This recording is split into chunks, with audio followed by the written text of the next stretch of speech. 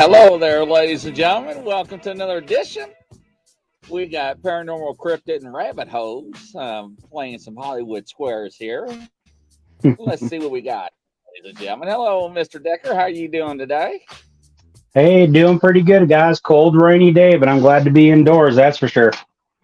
Thomas, Standing Stones. Let's see here. Welcome, everybody. Welcome to the show. Catherine, how you doing?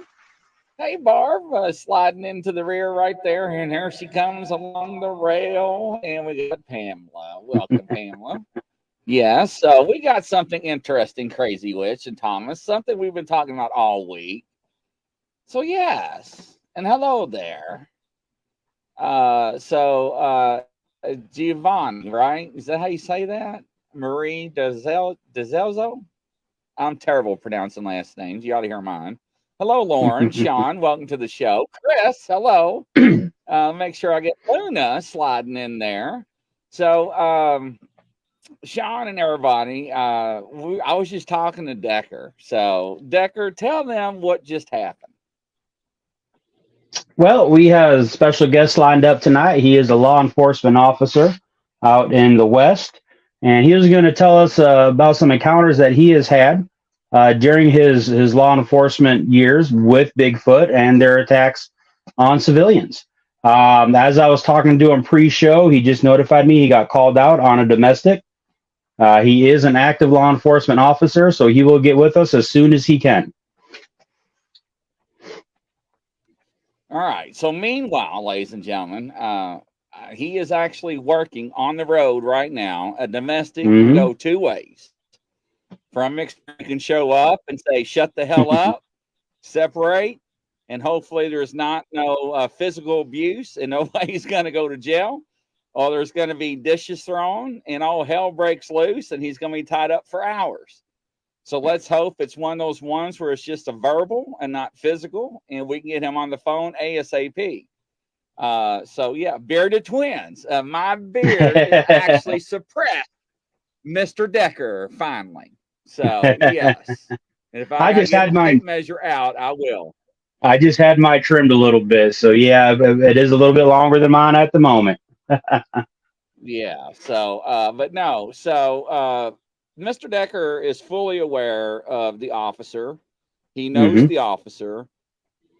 He actually knows the whole the story and the details of it. So what we're going to do is let Mr. Decker start it off, and we're on standby. And I told Mr. Decker, I'm like, look, if he can call in for 20 seconds, be like, yeah, no, and whatever, I'm good with that, because I mean, I didn't know he was working tonight, ladies and gentlemen, or I would have made that announcement that, you know, he's on standby. So that is my apologies to everybody, but neither here or there. This is a factual event that actually taken place. So, Mr. Decker, I'll let you take over. All right. Well, so 3 weeks ago, Grizzly talked about the LBL attacks, where I believe, and Grizzly believes, that the evidence shown there does indicate most likely dogman attack. And then last week we talked about the Cott County killings, where, again, we both agreed on the evidence showing that most likely not a dogman attack, but was a local pack of dogs. And kind of going in the same theme here, we're going to talk about when Bigfoot attacks. And there have been multiple stories, multiple reports over the years of Bigfoot being violent towards humans. I sent Grizzly some information on the Monroe, Michigan monster, they called it. Years back, there was a lady and her mom driving down the road, and a Bigfoot reportedly reached in through the window and ended up hitting this lady in the face. They don't know if that was an intentional attack or what it was, but she got a big black eye of it. And there was actually a newspaper article written up on it with photos and everything about that one. Okay, so I met this law enforcement officer several years ago through social media and another Bigfoot site that I was involved in. And he was telling me and the other people in the group of an incident that he was aware of. And just a little background for it. There was a previous incident where a young man was riding his bike home, and he heard a rustling sound behind him, and he looked, and in his words, there was a large gorilla chasing him on all fours. And so the kid is about 16 years old at the time, started pedaling for all he was worth. And then all of a sudden, his bike just stopped and he kept going over the handlebars, Superman style. Hit the ground, did what was described as a combat roll, and got up and took off running for his life. He wasn't too far from home. He made it to the house and went and told his parents. His parents didn't believe him, but the kid was in such a state. They did call the local sheriff's department and came out, which this officer was involved with. They went out to the site that very night, and they went out and they found the bicycle 12 feet up into a tree. And this person, my friend, contacted him recently and said that he still has frequent nightmares about the incident. So kind of leading into. Barb knows, Barb Hartman and Chris knows that's actually in the group, and some of the other people know, and the ones that don't know, the ones that we have problems with, Sasquatches, Bigfoot, Littlefoot, Big Three, however you want to call it, right? Are the rogue ones that get kicked out of the family or the clan, and these are the problem ones. And these are the ones that we are hearing that are attacking people. Now, we have a guy named Val. He is a retired state trooper out of Michigan, and he is a data miner. And I do a show with him, and he has a database. And, man, you talk about information that he has. I mean, you ask him a question, he can actually, he's probably in the chat if he wants to say hi. And I'll be more than happy to bring him on, and he can contest to this too. But we have talked to other people that not only gifts these creatures food and stuff, but, you know, it causes problems. And this is what happens and leads up to encounters with humans. And they're not good encounters. So I just wanted to throw that in there before you got to the story. So, Val, if you're in here, let me know. I'm going to send you a message. Did Val say hi? I saw somebody say hi, Val. I didn't see that, but no. But go ahead and take over. Okay, sure, no problem. So leading into that, my law enforcement officer friend, we'll call him Jack just to make it easy for us. Hold on a second. Hopefully that is Jack calling. If not, Val's supposed to be watching, and Val was probably going to come on the show to conform some information as well. So as soon as we went live, I'm like 5 seconds, he was telling Decker that he had an active domestic. So I do not know where that stands, if it was a verbal or physical. So we'll wait and see. In the meantime, let's get a hold of Val and see if Val is actually watching, because he said he wanted to partake in this, especially with him being in law enforcement. So very interesting. So everybody that Barb and I, Chris, and everybody that's watched and I have interviewed, encountered, talks about these encounters. We can actually go back and talk about people. Let's see here. Here he comes here now. All right, I'm back. All right, we're good. Like I said, we'll just refer to my friend is Jack here, just to make the storytelling a little easier. He had been involved with some Bigfoot cases out west, and he run, I don't want to say afoul, but started interacting with some federal officers as well involving these Bigfoot cases, and that comes into play here. Okay, so the gentleman in question is named Johnny. We'll call him Johnny. One day, Johnny was out watering his tomato plants out in a rural area out west. We are going to keep some of the location areas just kind of under wraps because, like I said, my friend is an active law enforcement officer. He turned around, and about no more than 10 feet away from him was an adult male Sasquatch. Reddish brown in color, about 8 to 10 foot tall. And it kind of surprised Johnny. So Johnny probably did was not the right reaction was to turn his hose on this Bigfoot. And so Oh he hosed wow. down this Bigfoot to chase him away. Yep. That's how it happened. And then Johnny reached out to my friend Jack and then told him what happened. And he said, yeah, that probably wasn't the smartest thing to do. But that's what happened. Okay. So that's the lead up to it. About 3 or 4 weeks later, my friend was getting ready to go and do some kind of conference training that he was heading out towards. And he got a call from Johnny.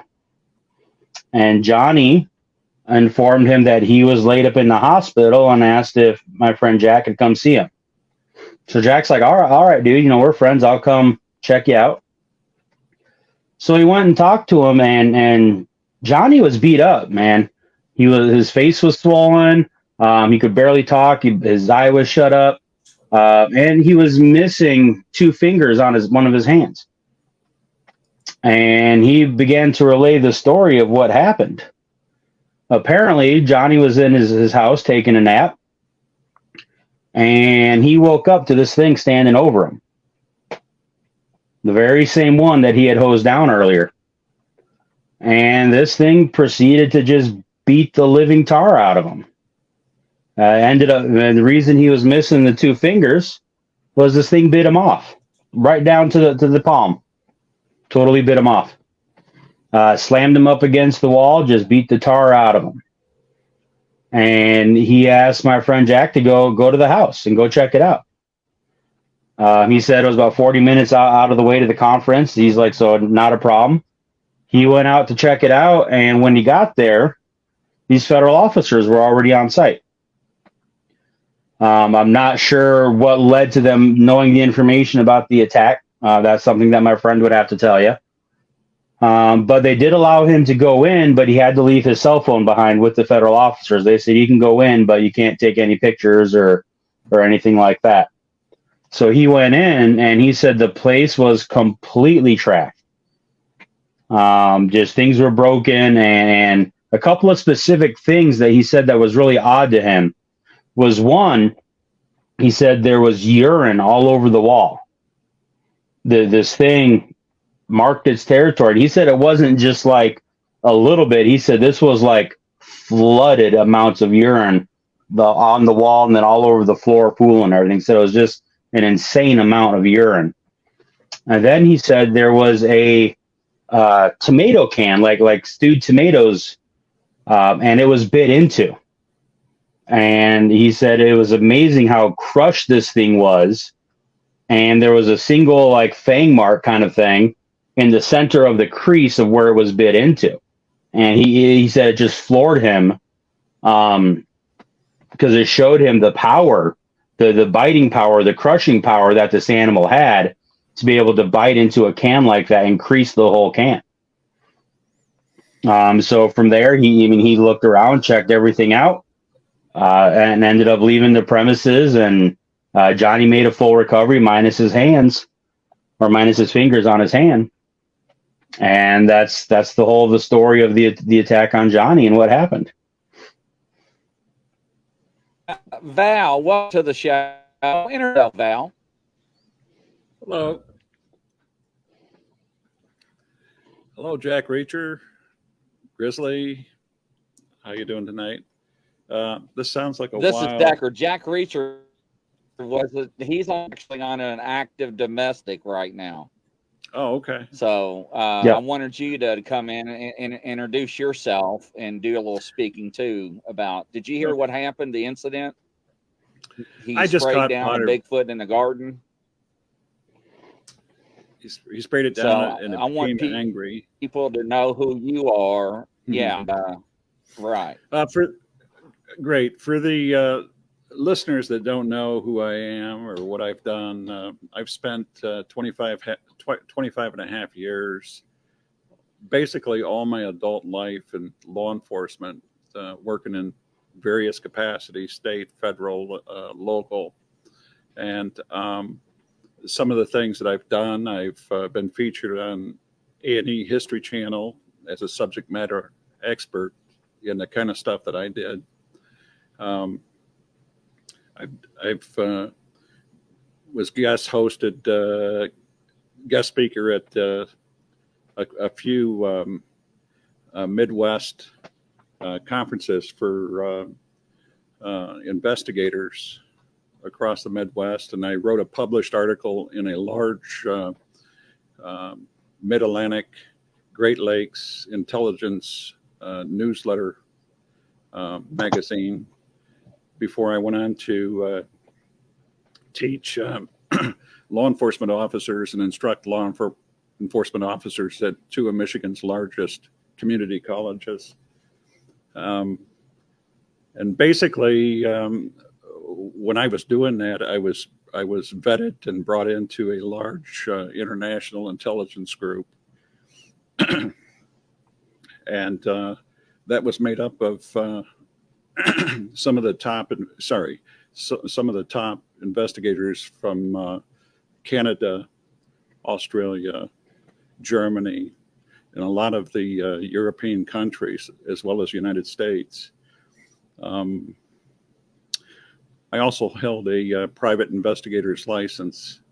And one of the last things that I did before I retired as my curtain call was to voluntarily search for a missing individual out of Louisiana. And he was a homicide victim, as it turns out.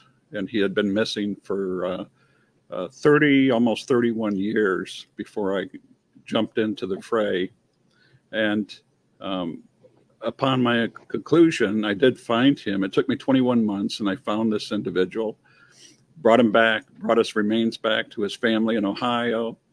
And basically, I seen that as my curtain call, my time to step out. And when I did that, I started looking at this Bigfoot phenomena that people were talking about. And I know that I've spoken to Pallades twice in my travels and stuff. And, because of the stuff I did, because of the stuff I did, I really wanted to know for myself what this was about. And it took me 2 years to study, to research this thing. And in Michigan, and I'm from Michigan, almost 2 years to the day that I retired was the time that I encountered, while hiking with a Bigfoot enthusiast, I encountered a 8.5, 9 foot tall hairy being in a tree, along with a couple more. This was a multiple animal sighting, which is rare. It's not common, but it is rare, and it does occur. And from that point on, gentlemen, it took me a while to come to grips with this and to grasp it for what it is. And from that point on, what I did was I migrated my understanding and skills from the previous work that I did into Bigfootery. And today I have the largest Michigan Bigfoot database in the state, and probably a good portion of data on Bigfoot from across North America in 4 databases. So I just caught a little bit about what was being said here. The fact that these things, what I've learned, these things are very, very, they're unforgiving. And once they're angry, you anger them, and they don't forget that. They come back with a horrible vengeance, and it's a lot of time it's not nice. But some of the things that I've heard here about the Sasquatch destroying the house, that's not the first time I've heard that, coming into somebody's house and destroying the house. The fact that it urinated all over the place. Gentlemen, there's reports of Sasquatch doing the same thing to campers, Mm-hmm. pissing all over the campers' tents, pissing on their tents. And you're absolutely right. I agree with you. That's, to me, that's like a dog raising its leg. It's marking its territory. It's as bad as the Sasquatch throwing scat on a vehicle. Imagine that. The last time I seen something like that was working in the jails around inmates. That's the kind of stuff that they do. Throw feces and stuff on the officers and stuff. Urine, feces. That's the kind of stuff they do. To see this kind of stuff, these behavior patterns with Sasquatch and Bigfoots, it doesn't surprise me at all. There was mention of canine teeth. We've heard that so many times in these reports where people say and report they only see square pumpkin-like teeth. But there's a report out of Michigan of a gentleman as a youth befriending that juvenile that went berserk. They opened up the mouth of the dead juvenile, and in his words, he says that when they opened that mouth of that Sasquatch, the fangs came down like a snake that disconnects its jaw to swallow a large prey. The upper part of the jaw falls down, and some very large canine teeth protruded. They could see this. There's a similar case. I believe it occurred out west. This is the one that, ladies and gentlemen, about is where the community shot and killed the juvenile Sasquatch because it attacked a juvenile child. Mm-hmm. It broke into the neighbor's house. Yes. Yeah, it broke into the neighbor's house through the bathroom window, and the daddy wasn't going to put up with that stuff, and herded his family into the living room. And as soon as that uncontrollable, belligerent juvenile broke the crest of the doorway from the bathroom to the hallway, he fired on it. It was struck, according to the reporting person. It was struck. It hollered, fled back out of the window that it broke into, ran across the road, and expired in a cornfield next to a creek. That's where the neighbors picked it up, and that's where they brought it home and did their own autopsy on it. And that's where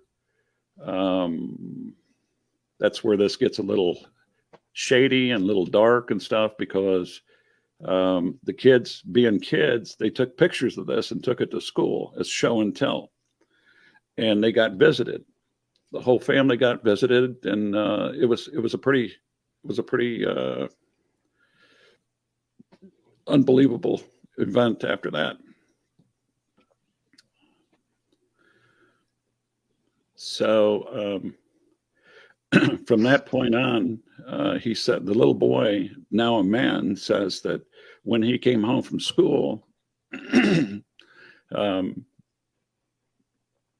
there were people in white suits all over his yard. There were people waiting for him to get off the bus. And as soon as he got off the bus, he was ushered into the house, where he seen his mother and father sitting on the couch. And these three suits started interrogating him about where the body was for this juvenile Sasquatch.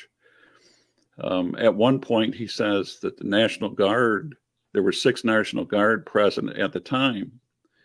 And when one of the gentlemen became frustrated with this little boy because he wasn't ready to rat out his neighbors, he asked one of the gentlemen to go out to his car and get his briefcase out of the trunk. And the National Guardsmen protested, "Hey, this isn't our job. this isn't our pay grade. We're not doing this. We're not going to be here, be a part of this. So that is the story from Michigan that occurred back in the mid 70s. So there have been reports of Sasquatches when they come into the house, trashing the place. I'm talking about cabinets off the walls, holes in the floors, the food thrown around, just destroying the house, just utterly destroying the house.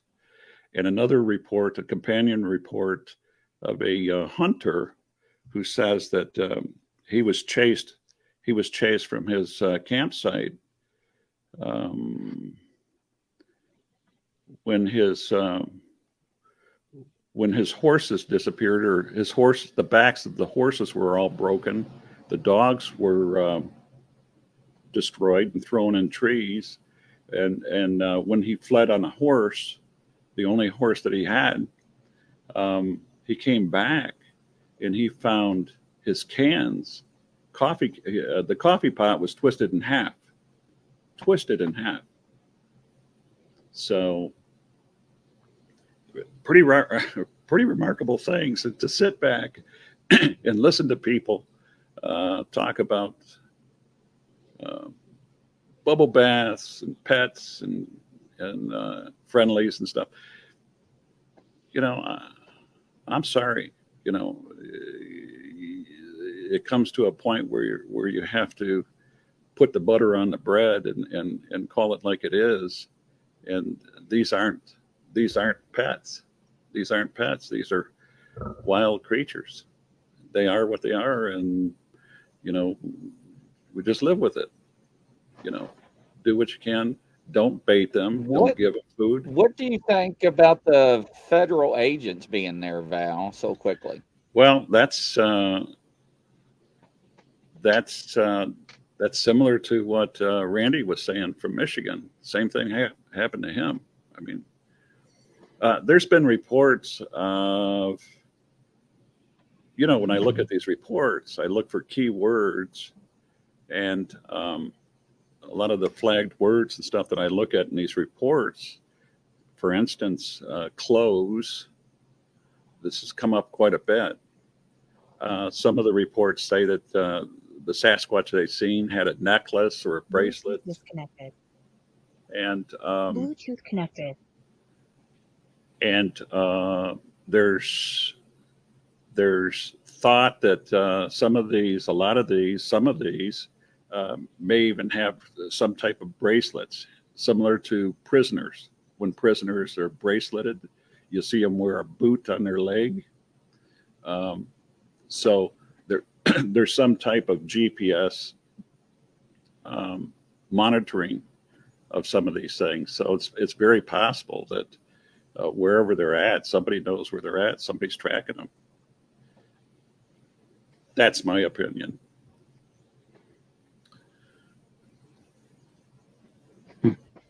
Now, I do agree with you about feeding and baiting and that. And when Decker, first told me about this, and he got called out onto it, I know how domestics can turn out to be. And so do you, Val. It can be one of those verbals, right? You show up in 5-10 minutes, it's solved, or it can be there. You get there and it's actually, turned into physical. And next, you're hours into an arrest and reports and booking and all the other stuff. So I was explaining to the audience that from what we know is that these are rogue Bigfoots, right? The ones that usually are kicked out and so forth, but they're not warm and fuzzy like everybody wants to portray them as. Mm-hmm. And everybody's got this image of them being this way. And, finding the bicycle, you missed that story and about the child riding the bike home and being chased by an ape-like creature on all fours, and the bike coming to a halt and him flying over the handlebars and running home. And they call the sheriff, and nobody believes them, but then they go back and look, and the bicycle is up in the tree. I mean, now I'm pretty strong. I have a rough time with a bicycle over my, ladies and gentlemen. I'm sorry. You know what I'm saying? Now, try to put that up in the tree. Now, why would a human being put that up in a tree? Now, Mhm. what is your taste about them, Val, putting items in the tree? We talked about it before. Hello, Nicole.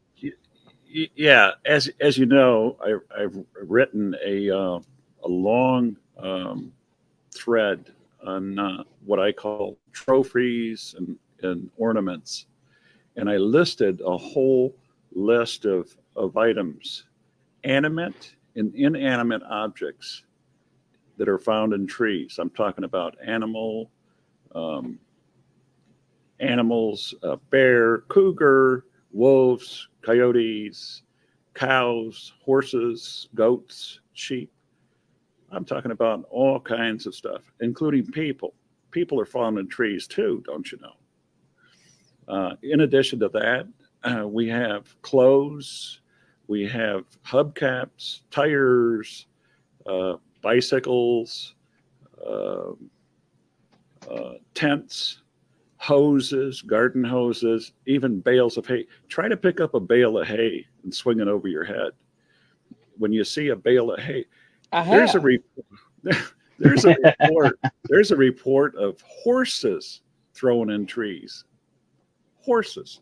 Now you got a wide variety of people on social media that cannot wrap their head around this. They simply can't fathom this. This is just out of their normal comfort zone to consider this. I liken this. By the way, this isn't Crown Royal. This is good old fashioned water. Uh, I liken I I wasn't going to liken, say anything. but it is good. I'm not going to complain about that. But I liken the trophies and ornaments to those yard signs that you see out in front of people's homes when they get their roof done, they get their home remodeled. Hey, this is me. This is what I do. This is my handiwork. You want some? Get a hold of me. I'll fix you right up. Um, it's Sasquatch, Bigfoot have to me what I see as a narcissistic behavior. They want to be noticed. They want to be seen. And quite frankly, to human beings and stuff, we're low on the food chain there. We are low on the food chain. This is me. This is what I do. You want some of me? Come on over here. This is what I do. Now, don't misunderstand that with the caches of food and stuff. I believe that they place food that they don't consume up in the trees for those wayward travelers. And in old Celtic history, there was they used to call it the House of Six Points or something, where if you were on the run from whoever and you were fugitive, you locate one of those homes, those points, and you got food to eat, you got a safe place to harbor, and that's the way some of these trees are used for these, as you say, these wayward travelers and stuff. That's the way I see this. Now, Decker, what else was you saying that was going on as well? Well, there's just been several different reports, and I know one of the ones that Jack was going to talk about, and I believe he got it from Barracumbо from the Outlaws. Mm-hmm. Talking about there was a gentleman who was out sighting in his guns at a kind of a local range, but really close to where his house was. And then his wife could hear the shots from him sighting in his rifle. That's how close he was with it. The shots had stopped, and they were waiting for him to come home for dinner, and the guy never showed up. And so she called, I don't know if it was a brother or brother-in-law, but a family member, and they went out to the shooting area. the gun range pit there, and to try to find out what was going on. And they found this guy, but he was broken up and twisted around and shoved into the front seat of his truck. And there was Bigfoot tracks all the way around it.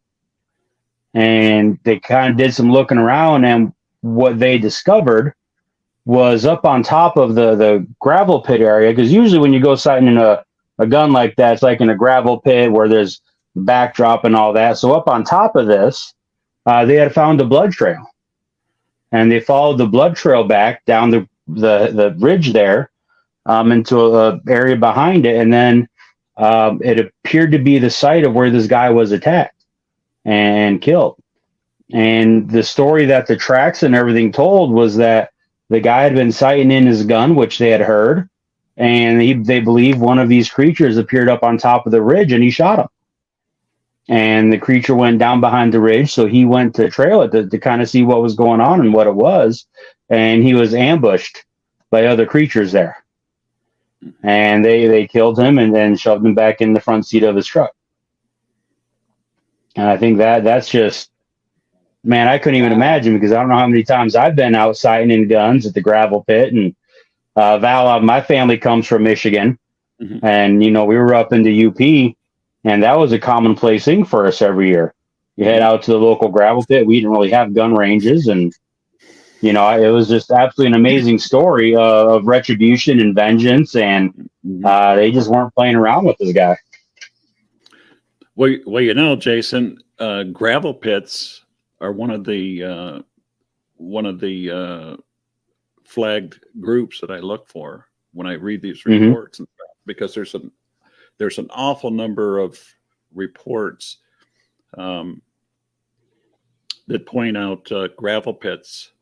As a matter of fact, quarries, any place where you have a quarry, a large quarry, and you'll have those in the large metropolitan areas, such as around the Detroit area, anywhere that they're doing a lot of development in California, you're going to see an upswing in Bigfoot reports. Anywhere that you have gravel pits, quarries, caves, abandoned mines, such as you have down in Virginia, West Virginia, there's a large number of reports around those specific areas and stuff.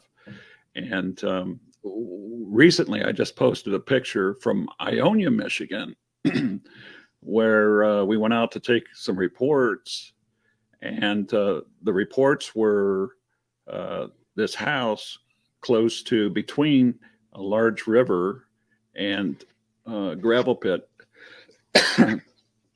And they were having Sasquatches peep in the window. They could hear multiple Sasquatches talking, communicating among themselves outside the windows and stuff. But when we were out there, I took a picture of a tree marker, and I heard a large chesty growl. But with the understanding that these individuals are like ventriloquists, they can throw their voices like a master. It's really creepy to look at these things, to consider what they can do and how they can do stuff. They might be 75 feet away from me or further and still be able to throw that voice and make it sound like it's right behind you. I don't know how they do it, but that's a fact. And in that particular area, that county, there was a report of 6 black, hairy individuals walking along a railroad track with blue eyes at night. Most of the reports you see are amber, red, orange, yellow, but these were blue eyes. And it's incredible. But gravel pits for sure. Always check the gravel pits, because if you got gravel pits in your neighborhood, in your area, that's where they're going to be.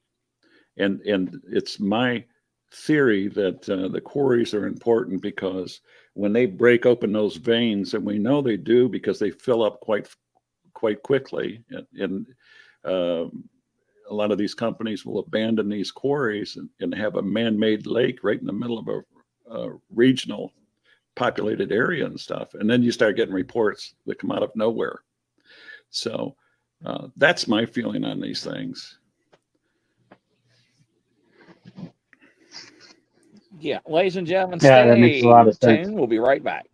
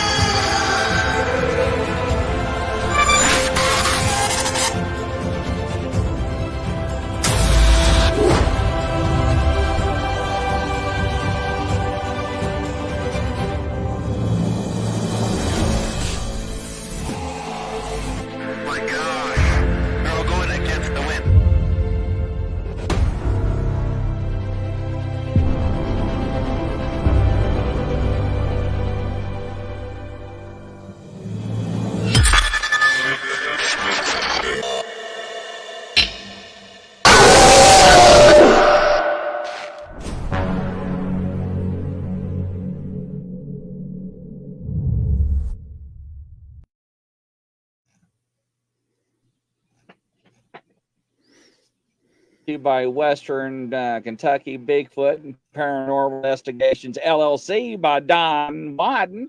Thank you, sir, for another great edition. We got Mr. Decker and Mr. Gumshoe Val, Bigfoot data miner profiler. Our guest, Mr. Speaker, Jack Reacher, is on an active domestic call right now. We want to bring Val in because of his experience. And not only that, because he also has databases that are so in depth, right? And I wanted to take Decker's information. I know it's secondhand, but hopefully he can call in here shortly and just put his voice on the air. But what other encounters has he told you, Mr. Decker? Those were the three main ones that he's personally been either involved in or has heard. About the attacks that he's in his area where he's at regionally. But like Val said, though, there is an immense amount of information out there of these things not being friendly and then actively attacking people. I don't know if y'all are familiar with the old show Mysteries to Search with Brenton Solon. Brenton was a good friend of mine. He's passed away a few years back. On his show, he was talking to a lady named Tina, and she describes an encounter from when she was a young girl. Apparently, her mother and father were separating, and they were transferring out west, and they had stopped at her grandparents' cabin to basically kind of spend some time and kind of so the mom could regroup. And it was their cabin and one other cabin on the back side of this area. An elderly woman, very friendly, and then came over, but she had some warnings for the mother. Specifically, don't let the kids out at dark at all. Keep everybody locked up after dark. And then if any of the young women had started their cycles, to make sure that they were kept inside during that time, if that time happened when they were out there. And they were kind of confused about it. They thought maybe bears or wild animals would be an issue. The way the story goes is one night the young lady was woken up by her mom and rushed into the bathroom. And there was some commotion going on outside. They didn't know what was going on. But this young girl just kind of disobeyed her mom and was looking out the window in the restroom. And she described these two massive creatures on the front porch of this lady's house. She described the door as being exceptionally tall and how they have like a stained glass above it. And these creatures were large enough to be able to have their head in line with the stained glass above the doors. And they were kind of arguing back and forth from what she said it sounded like. And they started roaring. And At some point, they broke into the house and carried this lady off. Now, as Breton was questioning her and kind of bringing out more details of what was going on, came to light that it seemed like this lady had a chest freezer on her porch, and for the longest time, it was unlocked. But apparently, she had recently put a padlock on the chest freezer, and so Breton had surmised that these creatures were probably coming up and getting meals out of the freezer. And this older lady knew about it and finally got tired of it and then put a lock on the chest freezer. And this angered the creatures, and then they got mad and then kind of went in retribution and carried this lady off. Police officers were called, but they reported it as a bear attack. And this lady was never found as far as she knew, but they reported as a bear attack on this lady. But she witnessed the whole thing. It's just people that are like, "Oh, these are just so friendly." It astounds me. Now, don't you? It's almost like. Go ahead. Yeah. Now go ahead. I got a little delay on my end. I apologize. Yeah, mine does too a little bit. But it just astounds me where people are talking about how gentle and these forest friends and all this, and I'm not saying every Bigfoot out there is going to be malicious, but I think they're individuals and they've got personalities, and I think the reports show that. And you are going to have some that are more aggressive, and you're going to have family clans that are going to be more aggressive depending on the alpha males that are leading it and their personalities and how they run things, you know. So I'm with Val where the reports are out there that these things are not just friendly forest fuzzy giants, you know? Yeah. Now, Val, I'm going to let you do a lot of speaking because a lot of people don't know you being up this late at night. And thank you for coming on. I greatly appreciate it. But you have taken and you have documented, I do believe, and when I'm going to use police jargon, totality of circumstances, right? Mm-hmm. Okay. And that's everything as a whole. And you have all reports about these creatures breaking into freezers or refrigerators. Have you or have you not documented that? Yeah, I have. And one of the remember when I'm looking at these reports, and forgive me, you know, this is a different listening group than what I'm used to. So a lot of people probably don't know me. I see some familiar names there in the listening audience. But for those that don't know me, I take about 235 words, keywords that I use as groupings. And that's what I look for when I read a report. I'm looking for these keywords. One of them, as Grizzly was explaining, as far as the freezers and stuff like that, I'm looking for stolen food. Yes, freezers have been raided. Yes, freezers have been broken into. Weenies by the packages, frozen weenies have been found outside the back porch and stuff. You know, some of these older homes keep the freezers in the old chest freezers in the back porch area and stuff. This happens quite a bit. Gardens have been raided, food eaten up, and the hunters. I look specifically at the seasonal ebbs and flows of reports, such as September, October, November. Gentlemen, these are prime hunting months for a lot of deer and stuff all across North America. No matter where you go, that time period is very, very key to a lot of angst and hostility.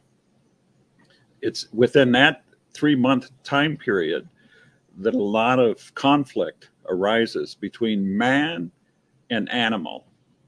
And I'm telling you, when hunters by the hundreds encounter Sasquatch, the hunters hunt the deer and the elk and the moose and whatever. And when they see an animal take that take that food from them, you know what's going to happen. It's like putting a few dogs together at a dog dish, a single dog dish. You know what's going to happen. It's a matter of survival of the fittest at this point.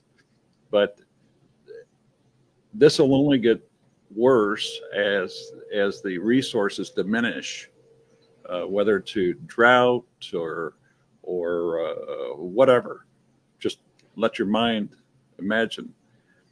But yes, indeed, stolen food is a big deal.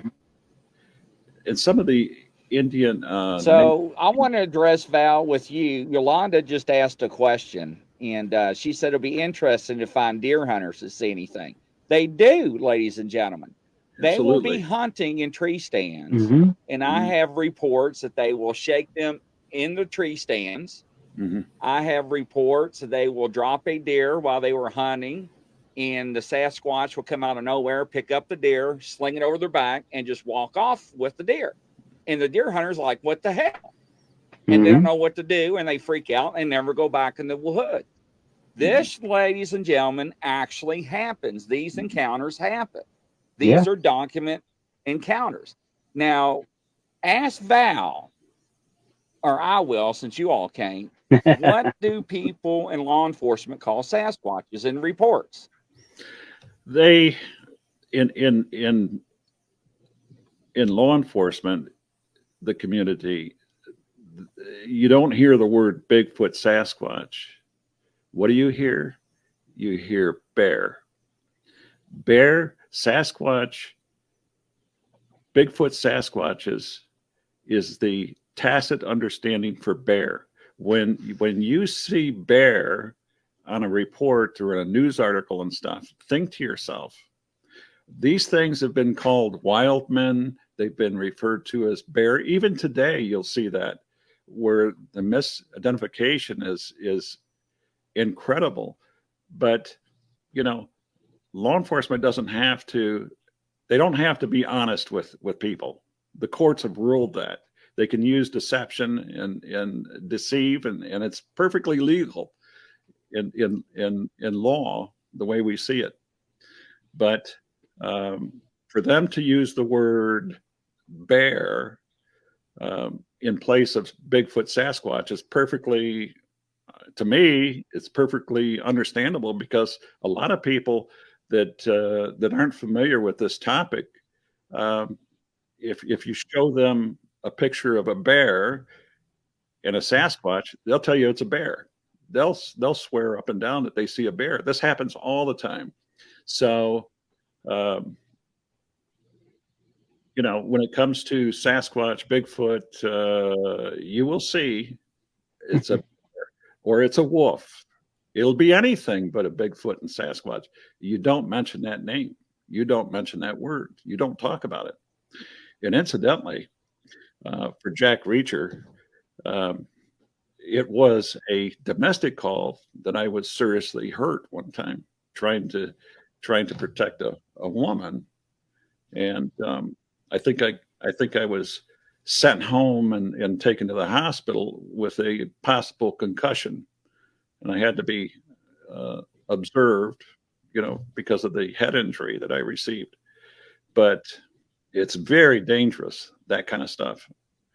And the man that did this, foaming at the mouth like a rabid dog, wanted to put me through a glass plate window, and I hit the window ledge and lacerated the top of my head instead. But he was trying to disarm me and pull my gun from my holster at that time. Very, very bad. These guys and women that are involved in this stuff out there now, I'm all done with this stuff. But I can tell you that, 20% of the time it's pure boredom, but 80% of the time it's stark, raven, crazy. It goes from 1 mile an hour to 90 miles an hour in a minute. And it's, no matter what is said, no matter what is done, I walk away from, and Grizz, you can attest to this. I walk away from that job as though, we accomplished something. We did something. And it's, I give all the credit to the guys and the girls that are out there now, because those are the guys and the girls that you call at 3 o'clock in the morning and someone's kicking into your back door and stuff. But let's get back to Bigfoot. It's a lot of stuff that you said, Jason. I remember the stuff that Coonbo and Bear had talked about as far as the gentleman out there on the shooting range. Mm-hmm. Absolutely right. There's a gentleman out in Texas by the Big Easy by the name of Bob somebody, and he happened to have a YouTube channel. And one night he photographed a torn up campsite. Campsite torn up is another keyword that I look for. And the one that he filmed and he videoed in Texas brought all kinds of trouble down on his shoulders, because quite frankly, he was out there live on YouTube, and he came upon this campsite at night, and he video recorded this, and there's a body in the tree, and all the world fell on him following that. His YouTube was locked up. He was threatened with arrest, and on at least one of those Bigfoot forums, let's say Sasquatch Chronicles, everybody was told, do not mention his name again on this forum, because of the stuff that he went through. Do not mention his name. But he came upon this campsite that was literally torn to pieces. It had large footprints in the dirt. The fire was thrown all around. The trees were destroyed. It was the trees were just devastated around that campsite. There was chicken laying in, somebody was cooking chicken on a fire, obviously. The tents were collapsed. And then there was a Godiva in the trees and stuff. And that brought all kinds of problems on that gentleman. So, it's just, it is what it is, So, in Michigan, long before the state went to digital and we still had analog, everybody had CB radios. Remember that? They had the scanners. Everybody does it. And you could do that on computer. I can listen to the entire metro region and across the country if I wanted to, if I had the time.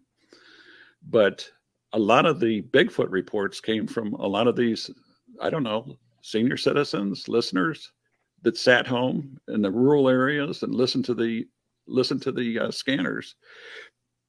And they would often hear the DNR and the sheriffs talking openly, and this was analog radio, about, oh yeah, Billy Bob over here is upset. He wants something done because somebody took the head off of this prize deer that he had, this 8-point, 10-point deer that he wanted to keep and feed and stuff, and he's just so upset because somebody took the head off of this thing and threw it 25 feet away. Didn't eat the food or the meat or anything. And another one says, yeah. Well, we went over there to this house, this farm, and this farmer's upset because there's 6 deer stacked up in a tree, and they think it's a poacher out there. And then you hear the other guys chime in, and they're saying, yeah, so and so was over here on this poaching detail, and they seen the gray one that the lady was talking about. Oh yeah, well. Johnny over here took a report from a lady that says she's seen a large Sasquatch And incidentally, this park that I'm talking about is the same park that I had my sighting encounter in Washtenaw County, Michigan. And there, you know, a lot of the reports, a lot of the intelligence and stuff came from listeners. But as soon as they went to digital, a lot of these people with the old scanners, you know, they just couldn't keep up with the technology and stuff. But you know, it's pretty good. You know, everybody pitching in, everybody helping. You know, in 1965 in Michigan, there's a report that really struck a chord with me because I lived very, very close to where this incident occurred. It was coined the 1965 August 1965 Monroe Monster Report, in which a young girl, pretty young 16-year-old girl, driving these backcountry roads with her mother in the summer, August. Michigan summers are horrendously hot and humid and stormy. And back in 1965, you know, I was a young kid then. There were no power windows, and I don't even remember anybody having color television except for rich kids. Rich kids. Wasn't me. Right. So the air conditioning and stuff didn't happen. It wasn't there. I mean, I heard the Beatles and Ed Sullivan. I remember that. But when this Monroe Monster thing came up, what it was a young girl with a mother, and she was just learning to drive on these backcountry roads. There's no street lights, very, very dark. So the Bigfoot comes out of a field. The young girl sees it. The mother sees it. They both scream. You remember that movie, Close Encounters, with the young kid, and he brings the alien home to the house, and the little girl, the sister, sees it for the first time. And when she sees that alien, she screams, it screams, they all scream in the house, and they don't eat ice cream. Right. But so the mother, the daughter scream, the windows rolled down, it's very hot, and the beast reaches in and screams at the girl, which doesn't help. She panics, hits the brake, stalls the car stops, the thing reaches in, grabs the young girl, slams her head against the doorpost, and leaves her with a black eye. And that's the famous picture that you see now in the black and white news clippings and stuff. So my point to this is that in 1965, and I've read these reports, I read them then, but as a police officer, when I retired, I went back, and one of my friends, school friends, girl, she happened to be a professional archivist, a historian. And, you know, after extending our hellos and all this kind of stuff, catching up on each other's lives since we got out of school, moved away and stuff, I asked her, I says, can you pull up all these reports of this Monroe Monster? And she did. She brought it in a nice big packet, and I read it. Now, Grizz and Justin, I'm looking at this from the perspective of a police officer, not a kid left in awe on this report. I'm looking at this as an investigator would, trying to find out why and how they could call this a hoax. They really bad wanted to call this a hoax, and they even went as far as calling the mother and the daughter liars in the newspaper. In 1965, in some of these rural counties, the sheriff was the most important figure in the county. The sheriff, like it is today, is the law of the you know this, Grizz. It's the law of the land. Whatever county you're in, they have more authority than the local police officer, the sheriffs. They're constitutional, and that's what they are.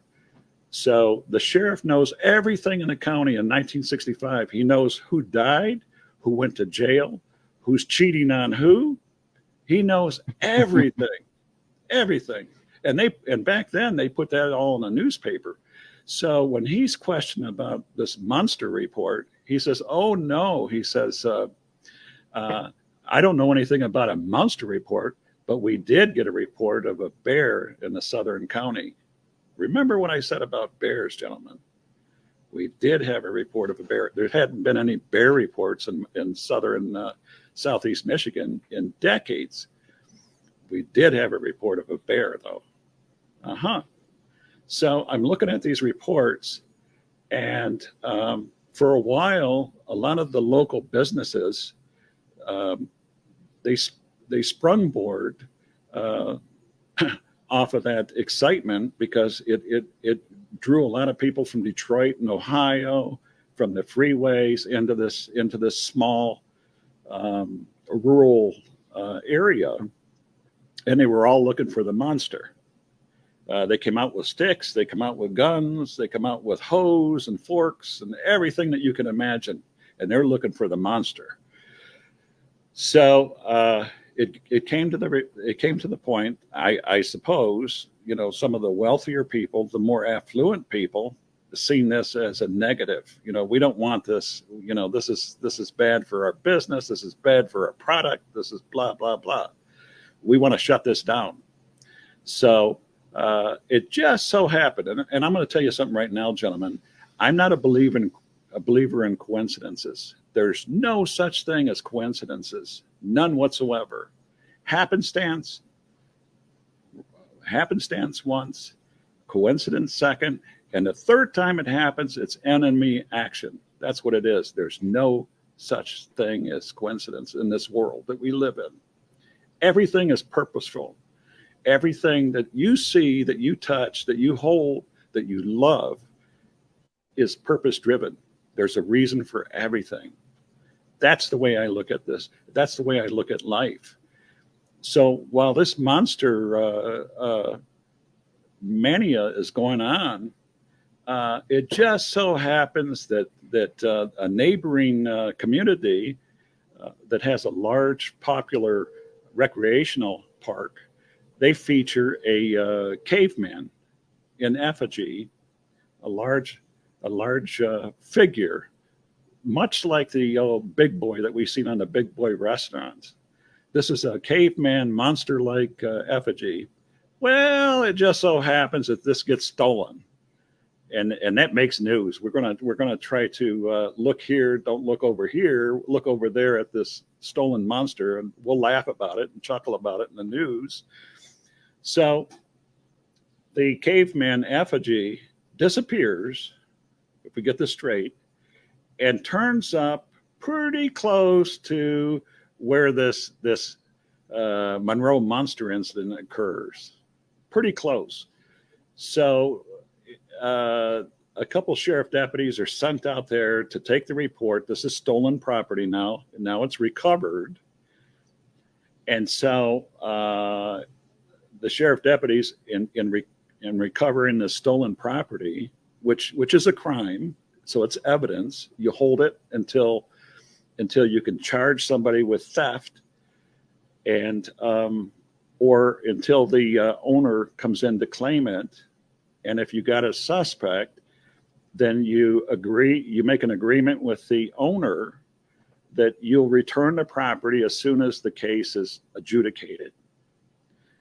So what they do is they take this 6 foot, whatever it is, 6'1", 6'6", whatever it is, statue of a monster, a caveman monster, paper mache, whatever it is. They put it in the trunk of the sheriff's car and drive it through town. So everybody can see this monster hanging out of the trunk of the police car. And it just so happens when they get it to the sheriff's department in that PR door, they back it up, and there just so happens to be a news camera right there with a photographer to take a picture of this monster, because this is going to be the headlines tomorrow in the evening paper. And they did. The monster, everybody go back to bed, everybody go back to sleep. The mystery is solved. We found the monster, and ha ha ha, here's the monster in the back of the sheriff's car. Well, that's not the end of this caper. The end of the caper is the mystery is, and they took pictures, and the deputies, the up and coming deputies that might be in line for the next sheriff, the undersheriff, whatever. It's all politics, but everybody gets their picture taken with this monster effigy, and now everybody can rest well because the monster mystery is solved because we found this effigy. And the real mystery is how that caveman effigy broke out of jail, broke out of the sheriff's department, and ran all the way over there across the county and found itself at the scene of the monster, the initial monster report. Nobody knows how that happened. It's just a mystery. It's just a mystery of life how this happens. But all through this period of the 1965 Monroe Monster, this woman and this young girl, 16 years old, imagine that, 16-year-old. At 16-year-old, you're looking at the pinnacle of your life as a young adult. You're approaching young adulthood. You should be thinking about proms and graduation. What am I going to do after I graduate? I got a lot of friends. The peer pressure is heavy. And here you see your name, your picture in these in these newspapers all over the region, calling you a liar, calling you and your mother a liar over and over again. It turns out that the fact of the matter was the car sat out there after the incident. The mother and the daughter were not far from her parents' house, which would be the young girl's grandparents' house, and they screamed, and they could hear the grandparents and the neighbors could hear the screams from their house, and the lights come on. And now not only do the lights come on, but the neighbors' lights come on, and they want to know what's going on. So they come outside, and just like those old black and white movies where, you got vigilante groups. Yeah, these people came out, they were angry. They hear somebody screaming that's friends of theirs, their neighbors. They're going to go out there to help. So the car sits out there. The girls leave the car, abandon the car where it's at. They're screaming, they're upset, they're hysterical. They're walking in the dark back to their parents' house, the grandparents' house. And now the neighbors and everybody else are fit to be tied. They want to go out and they want vengeance. They want to find this monster that did this to this young girl. The law enforcement, they don't look at this car. They don't go to this car and treat it as a crime scene, which it should have been, because if it's an assault, if it's some type of assault like that, it should have been treated as a crime scene. We'll go out there and take fingerprints. We'll look for evidence. Apparently there was talk that there was some type of hair caught in the chrome of the 1965 Chevy vehicle.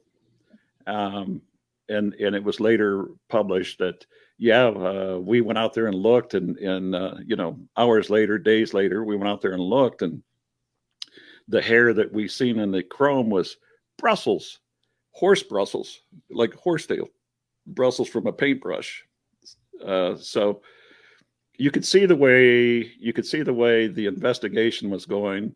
It was published in another article that the sheriffs said, we're not sending people out there for the monster report. We're not doing that. So the car, which I thought, in my mind, looking at it from the perspective of a police officer, that should have been investigated right there, right now. This is the report. This is the allegation. Let's go out there and see what we have. Instead, they let it go. They let it fester. You got all these people trampling through the fields. Then, as explained in so many times in the Pallades books, a freak storm pops up and just deluges the place in a heavy summer storm. So now the field, if it had evidence of tracks, they're all gone, because you've got a centipede of of tracks out there from people stomping around out there in the fields and stuff. Forget about the evidence. So the last thing that they were going to do was give the woman, the state was going to give the woman a lie detector test. In my research on the lie detector instruments that they used at that time in 1965, they came out of the 1910s and 1914s. That's when that technology was developed, and they were still using it in 1965. It was very old, very decrepit, very outdated. 1965. So the administrator of the test says, well, I administered this test, and it shows deception. It shows that these people, this mother and daughter were not being truthful. A radio station, a popular radio station at the time, 1965, from Ohio, says, you know what? We've been following this story, and we want the mom and the daughter to come in and take another lie detector test, and we'll hire our own administrator to administer this test. And so somebody in one of these newspapers went ahead and did a background on the police officer that did the lie detector test for the authorities in Michigan. And they compared the credibility, the creds of the lie detector test from the Ohio radio station, and we're looking at a administrator in Ohio, a private one paid for by this radio station. He was college educated. He went through the same training as the officer from Michigan, and his tests were quite different than the police officer's test results.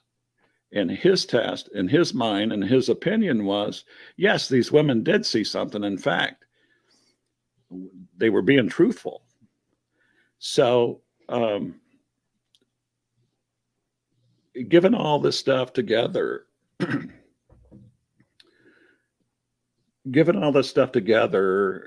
you have to see a picture that I'm being very careful with what I say.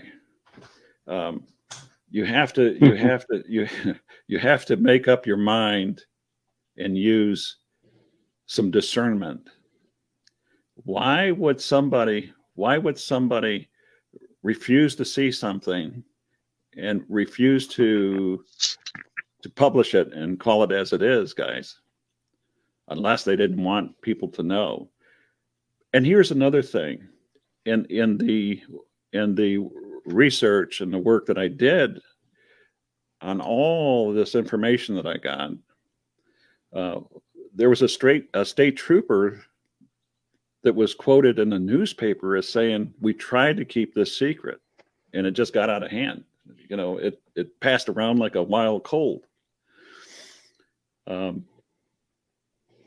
In further research, I noted that there was a 1910 or 1910, 1914, 1912 report of a creature similar to a Sasquatch sighted in that same county. So decades later, in that same area, and I'm talking about Netter Road and Mental Road, I-75 in that area. It's called Frenchtown Township, Monroe County. Within 5 miles of that location, in 2009, there was a report of a black, hairy Sasquatch rooting through somebody's trash, roadside trash, for weekly pickup. In addition to that, I know I was down in that area within 5-6 miles of that Netter Road, Mental Road location in 1965. Here in 2020, I was down in that area once again, taking a report of a gray Bigfoot Sasquatch seen sitting in a field, a flooded field, after a rainstorm. When I say there's no such things as coincidences, I mean that. A lot of people do not understand, and they are in disbelief when you tell them that when you look at the patterns of Bigfoot travel and where they're spotted, some of these things have been spotted in inner city Detroit. Some people have a hard time in Chicago as well. I know that I've seen reports of cougar found in the middle of these hardened neighborhoods in Chicago, inner city Chicago. So it's not beyond belief that this happens. What is beyond belief is that people don't understand that these things have been around a long, long time. And a long, long time ago, gentlemen, the houses weren't there. The buildings weren't there. The roads weren't there. But they, with their natural ability over a large period of time, they know the area and they keep coming back to the same area. They might have raised their young there. They might have grown up there, but they're quite familiar with the area and they'll return to that area. If not in 7-year cycles, it may be before that. It may be every 3 years they'll pass through that area. And when I look at these reports of all these house pounding reports, that's another subset that I look at. 235 different subsets. House pounding. I'm beginning to think that a lot of the house poundings are from the baiting, when people bait and feed these things and stop, like you guys were mentioning, talking about earlier. They get angry, yeah, they pound on the house. But also, when these things are traveling from point A to point B, they're familiar with this area. This house wasn't here 100 years ago, but they're familiar with the area. So they're going to pound on the house, as they move along. This is it. This is our area. So, yeah, there's a lot of things to know. There's a lot of things to learn. And I'll tell you what, every day is a learning day for me. You got a couple questions with Monroe and I. Oh, go ahead, Decker. I want Val to explain that document we talked about after your questions. I want you to ask questions. Well, I'd actually mentioned the Monroe case at the very beginning, so I'm really glad you brought it up and went into more detail for us on that. A couple of things that I had come up across with the Monroe incident was I had read there had been multiple reports of Bigfoot in that area in that time, kind of like a flap. That wasn't an isolated incident with this lady. And then also, and this is the only time I've ever heard this, was when I was just researching it this week for this podcast. It was reported that hunters or somebody had supposedly found a gorilla costume in the woods recently after that. Did you come across any of that information as well? No, but to your earlier point about earlier reports, in my research, in examination of this thing, when I said that the officer was quoted as saying they tried to keep this secret, but it just got out, it leaked out. There were at least a dozen reports, from what I can count, a dozen reports of Sasquatch, Bigfoot around that county in 1965. At that time frame, okay. Yeah, in that time frame. Well, what is it in 1965? Remember, in 1965, on the west part of the state, the southwest part of the state, we had the Cass County monster. Same thing, same exact thing. 1965. A good person, and a good person to chat with about this would be Mr. Keel, Keel. He wrote about this, and I think it was. I might be wrong, but I think it was his position that uh, the nuclear power plant had something to do with this. I mean, that was the earlier thought back then. Mm-hmm. But I think he was just channeling some of the rumors and stuff that he was hearing on the streets and stuff. But I didn't hear anything about a gorilla costume or anything like that. I did hear of a lot of reports of Sasquatch in different parts of the state throughout the area, and including all the way up to Wayne County, where I'm at. Wayne County and Oakland County are the two most populous counties in the state, Mm-hmm. and the most developed parts. And yet we still keep having reports in Wayne County and especially Oakland County. But there was a report in Monroe County, probably 10 miles, 15 miles away from, if not 20 miles away from that I-75 Mental Road area of and I think Linda Godfrey wrote about this. And what it was somebody had a flat tire. There's a long stretch from Monroe in Monroe County to Toledo, Ohio, the state line. There's a long stretch where there's really nothing but agricultural fields and small communities along the lake. But there's a long stretch there that's there's elephant grass or cocktails or something that's it's pretty tall. Somebody is broken down on the side of the freeway, and they're changing the tire or something, and they hear noise behind them. They look, and we're talking about cars and trucks zipping by. It's very loud. You know how it is, but they can hear this noise, and it's relatively close to them. Whatever it is, it's sounds like an elephant, and it's coming through that grass. And they turn and look, and it's a Sasquatch coming through the swampy cocktails. And when they seen this, I believe they jumped into that car that was on the jack and drove off, leaving the jack and the tire and everything else. They ain't gonna stick around for that. They don't want any part of that.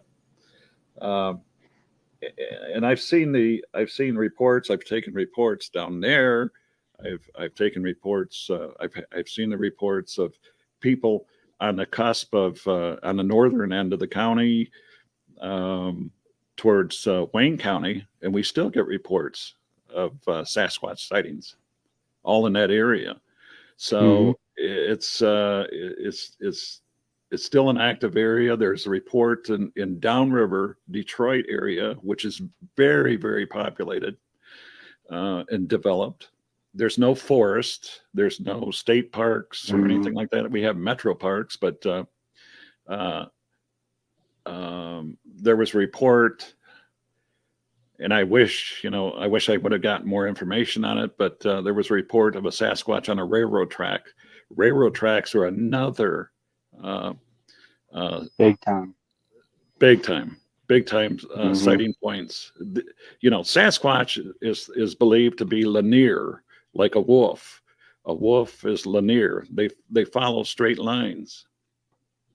And railroad tracks, if the railroad tracks run into inner city, well, that's where they end up. And they have been sighted in inner city Detroit, in the inner city parts of Detroit.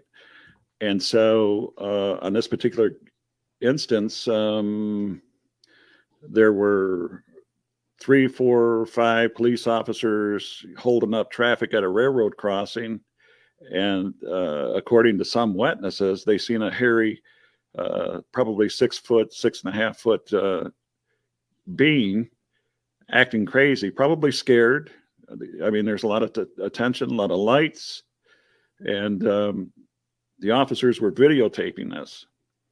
And one of the commercial truck drivers who slowed down with the windows down watching us reported that he overheard one of the officers asking another officer, "What is it? What is it?" And again, these are reports that people make, and getting the people to report this is the big big effort, you know. So, but getting beyond that hurdle of being called crazy, teased, ridiculed, is a major hurdle for a lot of people. And that's why when we were talking about hunters earlier, yeah, a lot of hunters report, but and I've been on the Michigan Sportsman group site quite a few times, and I about got run out of there because you get ridiculed and mocked and stuff like that. But interesting enough, a lot of these people, these macho hunters and stuff, which a lot of them are good people, they're under a lot of peer pressure. And you know, as a man, and there are a lot of women sports people too, but for the men, you know, if their friends and peers are mocking and ridiculing you, that's what they're going to do too. But privately, they'll get in touch with you and say, "Hey, look, this is what happened to me," and they'll tell you. They'll pour their heart out at you. But this is where a lot of the reports come from, these guys. And some of these guys said, you know, I've been hunting for so many years, and you know, I'll face down an elephant, and I'll do this and I'll do that, but I seen this and I dropped my weapon and left. I fled. He's not shy to tell you in private, yeah, I'm scared, and I fled, dropped my weapon, left it out there. So Rhea McDowell says she lives in Michigan. If you guys have any reports, look me up on Facebook. I have the largest Michigan Bigfoot database in the state. I'd love to hear your reports and stuff. So, yeah, Jason, if you ever come across any Michigan reports, let me know, bro. I'd love to hear Oh, them. yeah, absolutely. I want you to I was talk actually about just, the document too. Mm-hmm. Go ahead. I'm sorry, Mr. Decker. it's all right. I mean, I want to hear about this document too, but one of my buddies from Upper Michigan just out of the blue called me the other day, like he's known to do. He's got a farm up in the Upper Peninsula, kind of a hobby farm. And he was telling me about how one of his prize goats was found 20 feet up into a tree, Mm-hmm. and how he suspected a mountain lion, you know, a cougar up there. Mm-hmm. And of course, the DNR up into UP still doesn't acknowledge the existence of mountain lions and stuff.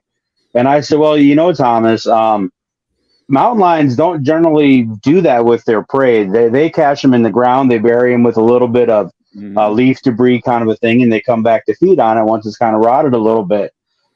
Plus, they don't have the physical neck and jaw structures and strength to be able to carry something the size of a large goat up into a tree like that. That's just not how they're built.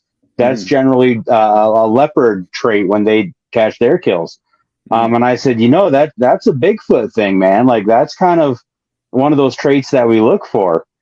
And he's like, oh, yeah, no, that I'm pretty sure it was a mountain lion. But same thing, man. That's happening all over the place. It really is. Since I posted that thread on trophies and ornaments, I can't tell you the number of people that want to tell me about leopards and whatever they've seen on television on Africa Safari. They've seen that on television. In their head, when they see something like that, the only thing that they can equate that to is what they've seen on television. Yep. Now, I posted recently, a thread on that very same topic, showing them, here's two CSI experts, forensic sports experts, that said, absolutely not a cougar. No, the cougars don't do that. They don't do that. where do you guys get this stuff in your head that they do this stuff? They don't do that. And what they seen in the tree was not from a cougar. Cougars don't have any liking. They don't have any taste for bales of hay, tires, shirts, clothes, wolves. Cougars don't take another cougar up in a tree. Right. But Grizz wanted to talk about the document. The document he's referring to is called the Miller document, and that's been out for, I don't know, at least 4 years that I'm familiar with. And essentially, you had the Calusos. You know who the Caluso was? You know, the Caluso from Sherlock Holmes, and the Lieutenant Columbo from the Columbo series, episode television Hollywood renditions of comic detectives and stuff. So you got Caluso and Columbo types that look at the Miller document and they say, "Now this is a hoax. This is a whatever." But essentially, what it was a document that came to a blogger, and she was ridiculed heavily. And I would say that after she published that Miller document, I don't know, she just disappeared. She just fell off the face of the earth. She just got out of blogging. And I see this so many times with people when they're ridiculed and mocked like that, that they just, they can't handle it. They're crushed. But the Miller document supposedly came to her by way of some lady whose relatives, I think, were Swedish or something. And it was a long document that talked about Sasquatches. And I'm looking for it right now because I will read part of this for you. And he explained himself. My name is Dr. H.A. Miller, I think he said his name was. I graduated from one of the Ivy League schools. I was a MD doctor and I was a PhD, and my area of expertise was anthropology. And I worked for one of these government agencies, and my job was to look at these Sasquatch, Bigfoot Sasquatches, which he didn't refer to it as Bigfoot Sasquatch, but he had another name for it. Just looking at the report, and I think Wes Germer did a dedicated show to this topic, and he brought on people from his forum group that allegedly researched this, that came to the conclusion that this was a hoax, a fraud, and whatever. Once it's stamped with that proclamation, then everybody else, can repeat the same thing and say that it's a fraud and a hoax and stuff. But I was asked to get involved in this research and stuff, and quite frankly, I had just gotten into Facebook, stepped out of the shadows, got into Facebook, and opened up this Facebook group site. And I didn't want to get involved in this, but what I seen of the Miller document, it showed a lot of tells and a lot of hints that this was authentic. This was a person that was deeply involved in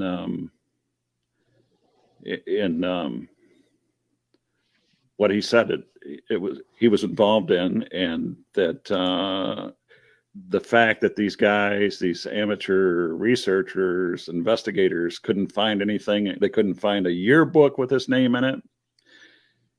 To me, again, these were tells that, this guy was deep. He was deep, and you're not supposed to find anything. Just in my background, involved in undercover work, which I was, state and federal. Um, I had a whole new identity, and I'm talking about everything: cars, license, everything. Um, you run around like a person with dual personalities, because on one side you're this person, when you're at home you're your husband, your daddy, and you're this person. It was very, very tough. What I seen with the Miller document and some of the things that I've read, um, struck a chord with me, and raised some red flags with me, that enough for me to say, no, I don't want to touch this. I don't want anything to do with this. I don't want to get involved in this. But here's some of the stuff that he said. If I can read this real quickly. Uh, the following was written by Dr. H.A. Miller, now deceased, born in New England, December 12th, 1909. The fact that nobody can find this name anywhere in any of these registers, in any of these Ivy League schools, should be enough to raise some red flags with people. In other words, get your nose out of that. Stop looking.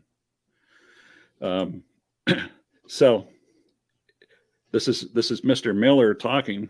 I finished my high school education while living with my father, stepmother, and half sister. There was an entire section here that I could not transcribe. Handwriting was illegible, unrecognizable. I remained in New England for my undergraduate work. I thoroughly enjoyed the outdoors, the ocean, the forestry. My undergrad work studies focused on forestry and land management. You understand what agency he focused on. I worked at Lockwood Farm, part of the Connecticut Agricultural Experiment Station. I learned about hybridization, agricultural, and enjoyed the hard outdoor work in the cornfields. I began to find great interest in the scientific workings and happenings with corn seed at the time. He goes on to say, because of my previous work with the USDA, I was quickly employed by the federal government. My early years as a physician related mostly to providing medical support to various employee types, firefighters, etc., within the USDA field forestry service. I became a forensic expert in an anatomist for the USDA, and was called to examine the most major accidental deaths of USDA and Forestry Service. And he goes on to say, due to my interest in genetics and early experiences in agricultural hybridization, I was assigned to scientific teams which investigated the physical nature of genetics. He goes on to say, I spent years studying. He goes on to say, I spent years studying these creatures, which are scientifically known as, I still haven't been able to pronounce this word. It's Cebidaeidae. We'll just say it's Celebidae, confirming that they were most certainly not human. They were definitely of primate origin, but with traits seen in various species of primate, most of which were New World monkey. The Celebidae, or Sasquatch as we know them, were found in San Antonio, Texas area, very much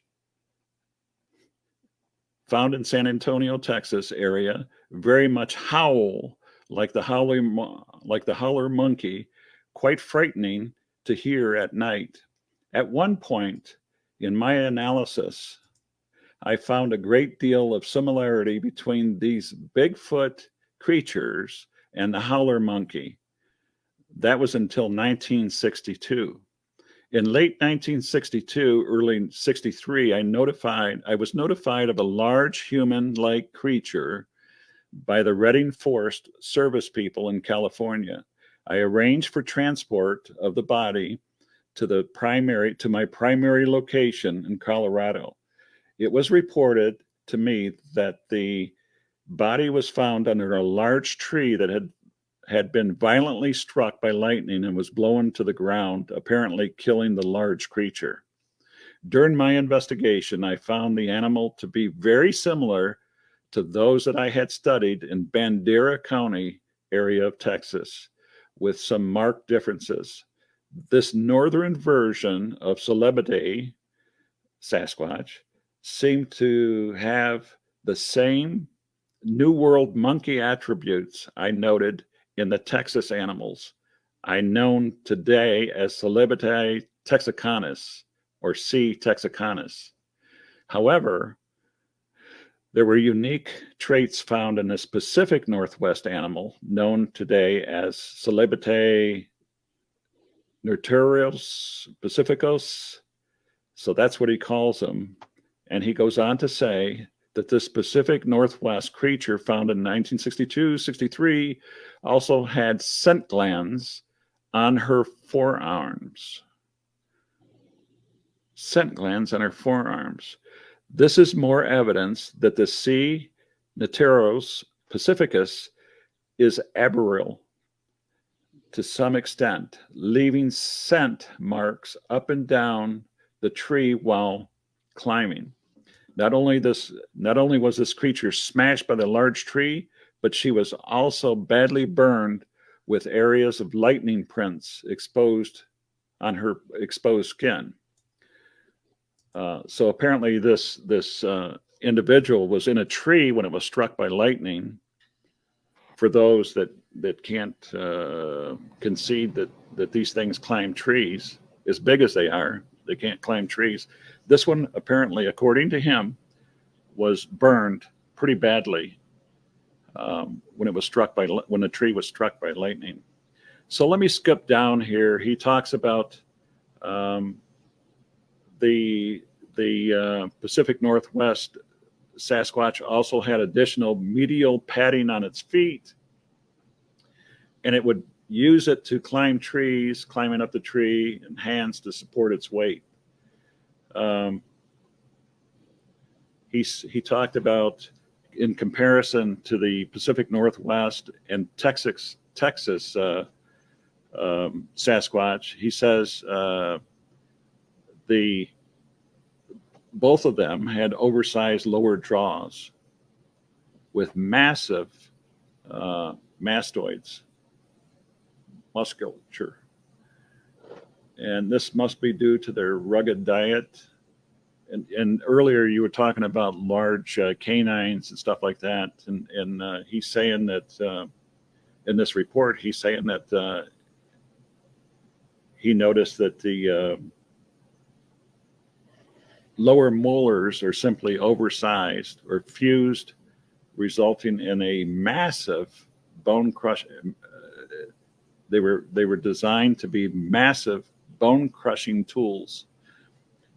So he's describing the features on this Sasquatch, and according to him, this Dr. Miller, he says, due to the jaw size and the bone-crushing dentum, it is also clear that all subfamily of this creature, it doesn't matter if they're from Texas, Pacific Northwest, the Great Lakes, the Appalachian, he says, due to the jaw size and bone-crushing dentum, it is also clear that all subfamily of this creature are omnivorous, predaceous, and opportunistic. Did you hear what I said? They are predaceous, opportunistic. Mm-hmm. This must be This must have been due to their rugged diet and, moreover, their need to crush bones. He goes on and on, but he closes this out with this. And this is the most important part to this. The speed, and he's describing the Sasquatch. This is in 19, whatever it was, 62, 63. He's saying this: the species is amazing, powerful, and deadly if angered. I, like any animal, he goes on to say, it will protect itself, its food source, and its young at all cost. According to this doctor, it is imperative that the federal government continue to designate natural areas, unquote. Otherwise, a scarce food resource available to the celebritide Sasquatch will result in more opportunistic feeding behavior, closer interaction between humans and the Sasquatches. These creatures and human beings simply do not coexist, period. H.A. Miller, M.D., Ph.D., now deceased. There you go. Anywhere in there that does it say, feed them, love them, pet them, bathe them? No, no. He's warning you in that caveat. He's warning you. He's warning people that human beings and Sasquatches simply do not coexist. What does he mean by that? Well, think about it. If they do coexist, he would have said it. So when I'm asked, what does that mean to me? This reads like a very, very educated individual. When you read this, it's not some dummy. This is not some made up dumb stuff that somebody made to hoax somebody. It reads like a last will of testament. It reads like this was left for family to clear their conscience. This is what I did. This is what I seen. This is what I believe. And you're not supposed to read this until I pass. So that's what it meant to me. That's the way I see it. That's my opinion. So I don't know. It's up to you. It's up to the listeners. Make up their mind. And I totally agree with you on that subject. Wow. And this brings me to another subject, and this refers to the Cobb County murders in Tennessee, which I went to that investigation blind, and I looked at the autopsy reports, and I looked at the media information that the sheriff's department and the police agency released. And Val, when there is allegedly a cover-up between departmental issues, right? Or if there is something related to a cryptid or a Bigfoot or a dogman. There is a very distinguished line and difference between those two differential statements or segregations of, is it this or is it that? By what is released and what is quoted and stated and released to the public. And if people do not know what to look for or to dissect with the police jargon or the keywords, what is released and what information and how it is released and what is stated and released information to the public, it's very easy for people to jump to conclusions and automatically want to blame a cryptid or Bigfoot or Sasquatch or Dogman in an incident. And this is where a lot of people where ghost investigations, are famous for. They hear a noise, that's a ghost, or that place is haunted. It's a demon, ladies and gentlemen. All hell breaks loose, right? But Val and I And like I told Decker, I look at the totality of everything to make my professional opinion on a subject matter. And that's how I base on everything. Now, when you first read that Miller document to me, I also dissected words and listened to what was written, and I also concluded the same thing you have. And that's based on the information, and he is passing on this information to whoever. And this is my confession after I'm gone. Ladies and gentlemen, this is reality. This is the truth. This is who I worked for, and this is what I did in life. And, and people do not understand this. And we hear this about the guy that, gifted Bigfoot with peanut butter jars, six a week, remember? Mm-hmm. And the Fish and Wildlife got involved. They didn't want to, the neighbors complained. The neighbors knew what it was. The DNR called it a bear. We knew, beyond a reasonable doubt, with the information that he provided and the neighbor selling his house and everybody else coinciding with him, it led up to what his story was credible. So, and whatever else evidence he collected and so forth, put in his freezer and whatnot. But, people don't understand that. They hear something happen, and the first thing they want to do is they want to blame something supernatural. But we know, being in law enforcement, that we, unfortunately, and I hate to say this, and there's no disrespect to any law enforcement agencies, but in small towns, we do have corruption. We do have cover-ups. They don't want the truth to come out when they do make mistakes on investigations, whether it's improper handling of evidence, not properly investigating a murder scene or a scene at all when it comes to a death scene or whatever type of scene. And then they find out 2 or 3 days later, oh my God, it's a lot more serious than what we realized. And Ravi, why didn't you do this? And Todd, how come you didn't do that? And now they're trying to backpedal to cover their rear ends. You know where I'm coming from. We've all seen this with other agencies or within ourselves. And I have, Mr. Decker, been told before, and I'll say this record, Grizzly, you was not here, leave. No questions asked, I'm out of here. So that happens, ladies and gentlemen.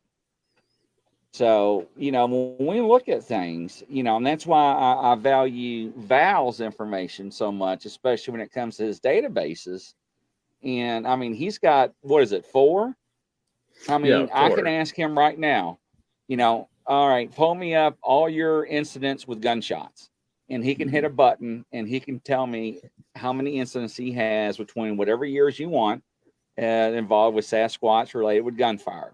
Sasquatch is related with hunters. Sasquatch is related with stealing food, damaging property. I mean, he has got that broken down.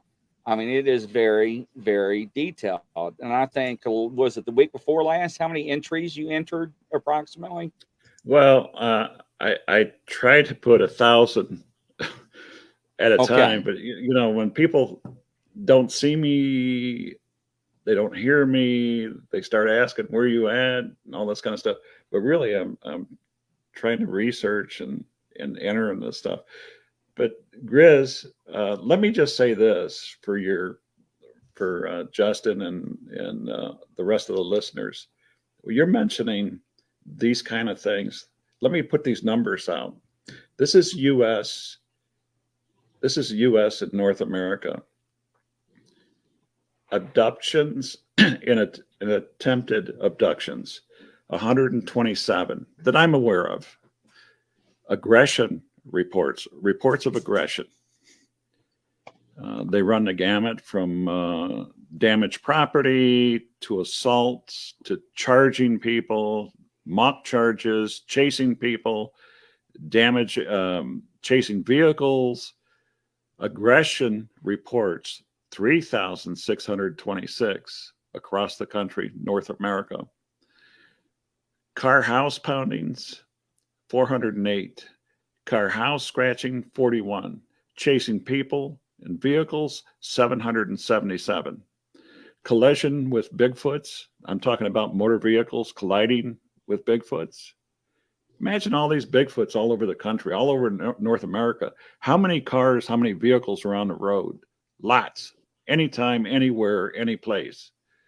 They're bound to get hit. They don't look, they don't watch, they just run. They dart across the road and they get hit. Collision with Bigfoot, 283. Damaged property, 669 reports. Gunfire, 1,601 reports that I know of.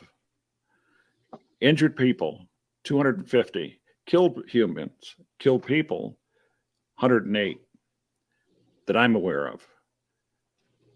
LEO involvement, law enforcement involvement.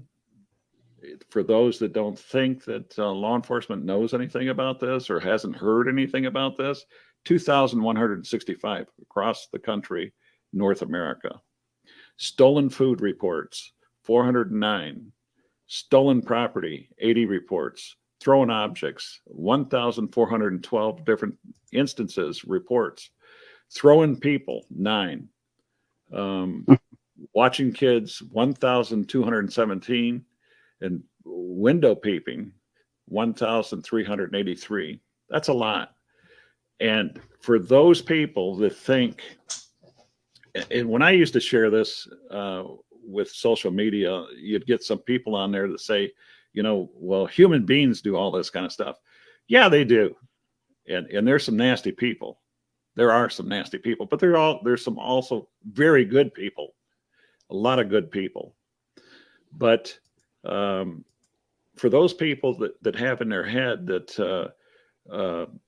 Sasquatch, Bigfoot, Sasquatch just want to be left alone, there's too many reports, my friends, too many reports that show Bigfoot, Sasquatches encroaching on people's property, on their homes, in their windows.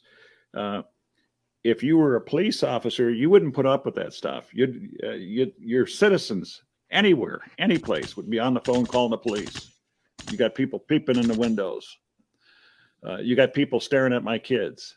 No, people aren't going to put up with that stuff. These people that report the collisions and damaged property from colliding with Bigfoot, Sasquatches, a lot of people choose not to report it. They don't want to be ridiculed. They don't want to be mocked. And quite frankly, the insurance company isn't going to take a claim like that. So there's a lot of different reasons why people don't do that. There's a lot of reasons why those numbers, as big as they are, probably should be 5 times greater than they are right now. And whatever state, whatever province the listeners live in, if they took the time to research their own state, their own province, go back and look at what BFRO shows and look and see what you got, why don't the numbers jive? Why is there such a vast difference? What's the reason for that? Quite frankly, if there's a Sasquatch out here in my area, in my neck of the woods, I want to know about it. The same way that I want to know, and I'm grateful for somebody telling me, hey, Val, slow down, take this detour, because if you continue going on this road, there's a huge pothole up ahead. I want people to tell me that. I want to be informed. I want to know. If it was left up to some people, they don't want to know. And that's okay. That's okay for some people. But, people like me, we just want to know. And if you think that these traffic control devices on the side of the road that you see, they're there for your safety. They're there for your health. And if you don't want to pay heed to them, if you want to ignore them, well, you suffer the consequences. There might not be a road there. There might be a big sinkhole up ahead. You want to know. You better want to know.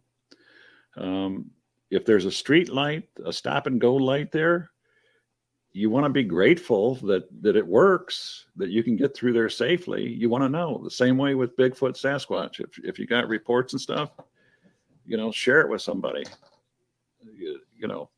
Don't keep it in and stuff. People suffer post-traumatic syndrome and stuff over these kinds of things, and I always said that if you encounter or have a sighting and stuff, try to have somebody with you, because it's going to be tough. It's going to be tough for you, just based on my own personal experience. It was tough dealing with the realization that this isn't a myth. It's not science fiction. It's not anything other than what it is. It's reality. When it smacks you dead, right there in the face, that's what it is. And it's tough. It's tough dealing with that for the first time. I've never seen anything in my life that looked like this. And I've seen some pretty bad things.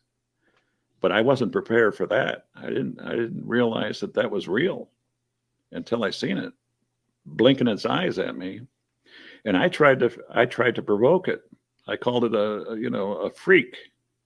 I says, "You freak, you."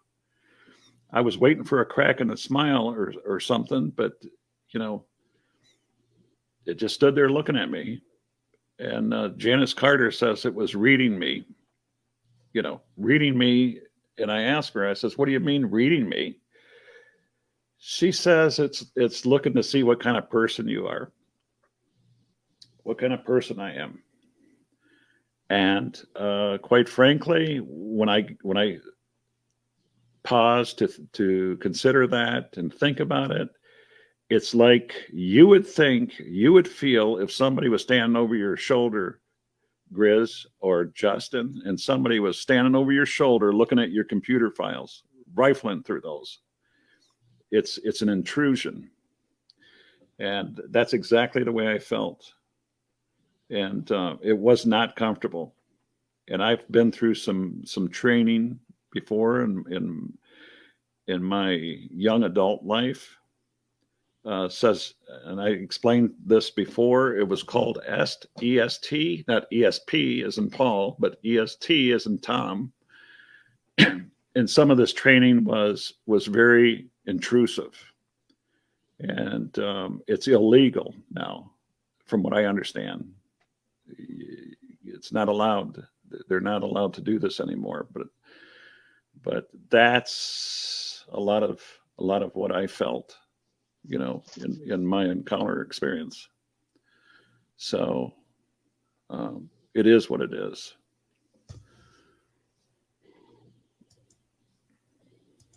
What do you think, Mr. Decker? Wow, I mean, I'm going over this document, what he was reading off, and if this was supposedly written in the early 1960s, the information that it contains, I mean, we're talking pre-Patterson Gimlin film, right? Mm-hmm. And then we're just now catching up to those ideas that was put forth in those documents. Now, I have heard of the Miller documents, but I've never gone into them and read them. But now I'm going to, because now I'm fascinated by it. The idea of the scent glands is a big one. And comparing them to howler monkeys, which is comparisons I have made myself from growing up in the jungles of South America, where we had howler monkeys. And we heard the troops of them going through the trees, 200-300 individuals, and they sounded like freight trains, just plowing through the jungles, And then I have heard some different recordings where I compare it to that sound. It's very similar. And if that's the kind of comparisons that he was making, and the speciation, right? He's talking about this specific type over in Texas versus the Pacific Northwest. And this is all stuff that has come out in the last maybe 10, 15 years with research. And if this guy already has that in the early 1960s, I mean, to me, that just kind of goes more to the veracity of these documents. It really does. Unless they are a complete recent fabrication. You know what I mean? So it's one of those where if we take it for what it says it is, that's absolutely fascinating and just way ahead of its time, and even our thought processes of what's going on with these creatures.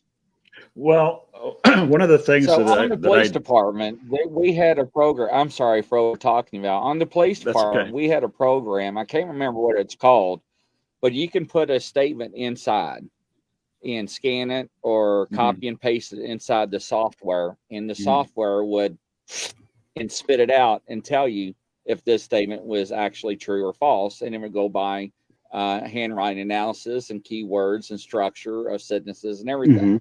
Now, I have been trained in handwriting analysis, and I'm very good at it, and I can usually do it with pen and paper. And I can also take a statement and review a statement and tell if somebody's being deceitful or not. And that's because of the training that I had over all the years with the different departments with the government and the civilian side as well. And the civilian side really took heed of that when I left the department because they needed that to interview workplace violence, internal theft, what do you call it, where they had the big, what do you call it? You worked on them, Val, the big theft rings, the big term they use now. When it involved numerous people, organized crime theft rings, organized crimes. Yeah, Ricos and stuff. Right. And they really used my, knowledge on that part. So with him reading that information to me for the very first time, just like reading the statements that was released from the media from the Tennessee murders, there's a lot of things I look at, and it's the verbiage. And not only the verbiage is what words are used and how the words are used and how the words are structured in a sentence. Because that will tell you the validity of who is writing that and what state of mind. Now, I can take a pen and paper and tell you to write down a statement of your encounter. I can tell you if you're sane or insane. I can tell you if you're under pressure. I can tell you if you're stressed. I can tell you just by how much you press on the pen or pencil, how you dot your I's and T's, how you write.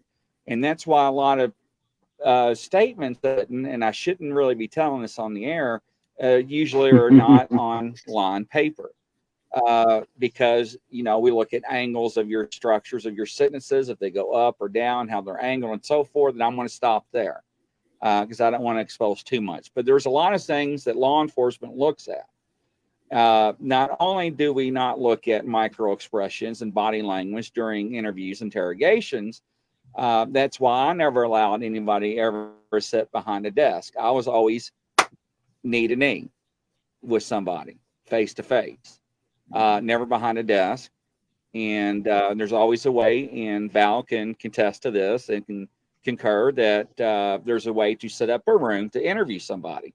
There is a way that we are taught that it's a proper way and it's a standard way, however that may be. But once again, we, and I'm not for Val, but I'm going to on this behalf, being in law enforcement, we look at the totality of everything, not just a minute piece of information or a piece of evidence, right? We have to look at everything as a whole, and that's the totality of everything. And once you do that, then that's when you start drawing up your conclusions. When somebody makes a statement or comes out and says something against another person, find that this person's not credible or whatnot, and so forth. And lo and go, did I lose everybody? Am I still here? Okay, I'm still here. You're here. Everything was starting to spin. So, but I just wanted to throw that out because a lot of people that don't know about law enforcement, don't have the law enforcement experience or background or knowledge, doesn't know that. So when they see information out here in Facebook groups or they hear, oh, well, that's fake, they're going to, like Val said earlier, and once that has that stamp with somebody that says that there's no validity to that, they take that, they run with it, and that's gospel. Well, unfortunately, ladies and gentlemen, that is not the truth and that gospel. So people need to take a step back and digest things. I can't remember the software. Do you remember that software? Did you all have it, Val, or did you all just pass over the detectives and let them do it? No, I don't recall that software, but I do know that syntax played an important role in Yes. conversation and writing and stuff like that for the same reason that you mentioned. It says a lot and it reveals a lot. So yeah, it rings a bell with me. It certainly does. Well, The unfortunately, it doesn't in the cryptid community, and there's a lot of false things that floats around in Val, and a lot of people that don't know you, and that's why I'm glad that you did have the opportunity that wanted to come on, is I wanted the people to see another aspect, not just me saying it, another law enforcement, somebody in a capacity that, hey, that did a whole lot more than me in law enforcement, when it comes to not only state but also federal level, right? And to me, that gives you more credibility. And with CGI, AIG, chat, whatever we want to call about it or say now, if Val brings me a piece of evidence that says this is what I've taken on the photograph, I know beyond a reasonable doubt it's legit. Unfortunately, with the technology we have today, I don't know. I wasn't there. I didn't take the picture or photograph or video. So, and that's where I leave it. I'm not going to say it's not true because, like you said, you have databases, you have queries, and you see things that are from one coast to another, east to west, that are similar in fashion. And heck, you break it down. You break it down in subs, you break it down in categories, and however you want to break them down in sub levels and queries and so forth. And you cannot tell me that about all these reports that 95% of them are fake. There's no way. I'm sorry. There, are there hoaxes? Yes, ladies and gentlemen, there are. Are there people making up stories? Yes, ladies and gentlemen, they are. Now, unfortunately, do law enforcement, do federal agencies, do DNR, Fish and Wildlife, whatever state you are in, however you want to call the Fish and Wildlife departments, they do not want to tell the truth? Absolutely. But if you take the coroner reports and the police reports and the sheriff's statements and the news articles and whatever's released and know what you're trained to look at and look for, you can actually come to your own conclusion to whether it is Sasquatch related or, damn, somebody made a mistake somewhere and didn't do their job right. Now they're backpedaling because, A, it's election time coming right up and it's politics. And we know how politics are in small counties and small towns and backwoods. Because let me tell you something, I'm from a small town and I know exactly how that works. Trust me. I've seen it. I've seen departments in small towns and agencies. It happens. And I'm sorry, ladies and gentlemen, it does. What's your thoughts, Val?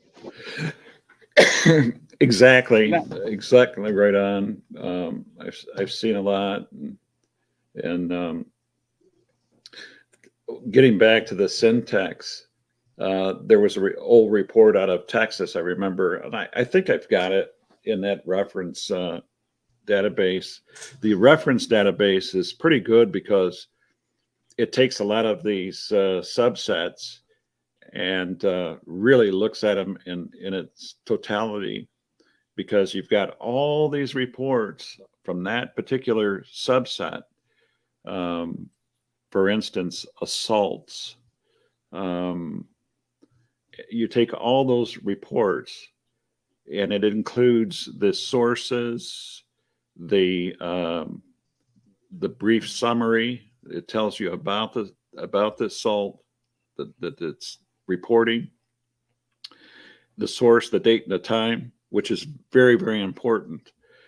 And in one particular report that I recall reading, just as Grizzly was explaining, it's in the syntax, the way the report was made, And I can tell you by reading that, this gentleman that reported this report that allegedly occurred in the 1930s or so.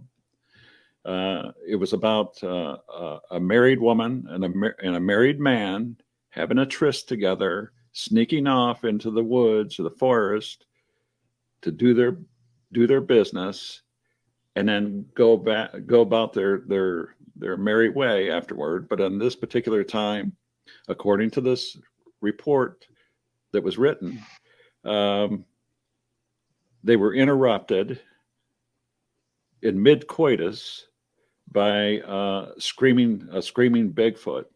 This occurs a lot. Again, going back to the subsets, you understand. People going to the bathroom is another important key feature where Bigfoots appear. Whether men or women are going to the bathroom, it's that weird voyeur aspect of Bigfoot Sasquatch, that they have to be there. They have to look at a human being doing that. And they're always there. They're always there to make their appearance. Back to the story, getting back to the syntax of this report. When I read this report, it sounded like a police officer. The individual reporting this says that the individuals were interrupted. They got in their car half dressed, if not naked, and they were fleeing. They were fleeing out of the woods. They were chased by a screaming Sasquatch who apparently broke the window of the passenger's door of this vehicle, grabbed the man by the throat, ripped it out, and killed him instantly, and continued chasing the car as the car fled. The woman was driving. The woman, according to this report, drove that vehicle to her house in a state of shock, in hysterics, with somebody in the car with her, and they were half dressed. And she supposedly went to a hospital, never came out of the hospital, never made full recovery from that. But just the manner in which this was reported, and it also stated that if you go and ask for such and such report, date and time, you'll see this report. To me, when I read this report, it sounded exactly like a police officer would write a report. Exactly. Again, the syntax. It's all in the syntax.